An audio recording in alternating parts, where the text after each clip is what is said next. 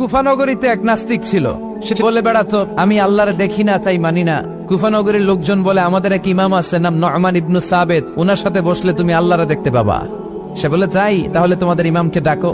সাইয়েদনা ইমাম আবু হানিফা টাইম দিলেন, এই জুমার দিন, আজকে জুমার দিন না, এই জুমার নামাজের পরে ঠিক ভর দুপুরে 2টায় সবাই আমরা একত্রিত হব। নাস্তিকও আসবে, সাইয়েদনা ইমাম আবু হানিফাও আসবে। জুমার সালাতের পরে লোকের বন্যা বয়ে গেল, বাঁধ ভাঙা জোয়ার, অনেক মানুষ।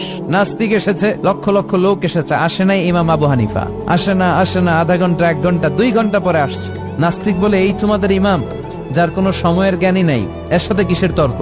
সাইয়েদনা ইমাম আবু হানিফা বলে, ইনদি উযর, আমার ওজর আছে। কি ওজর? সাইয়েদনা ইমাম আবু হানিফা বলেন, আমি ঘর থেকে বের হয়ে আসার পথে একটা নদী পার হয়ে আসতে হয়। আজকে এসে দেখি নদীর মধ্যে কোনো মানুষ টানুষ নাই, নৌকা নাই, মাঝি নাই, কিচ্ছু নাই। তো হঠাৎ দেখলাম পাশে বিশাল বড় একটা গাছ। এই গাছটা এমনি এমনি 2 ভাগ হয়ে গেল। হঠাৎ গাছ থেকে এমনি এমনি লম্বা তক্তা হয়ে গেল। এমনি এমনি তক্তাগুলো জোড়া লেগে নৌকা হয়ে গেল।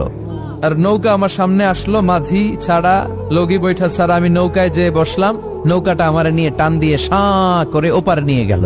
তো এই যে এই কাজগুলো আর প্রসেসিং গুলো হতে আমার 2 ঘন্টা সময় লেগেছে।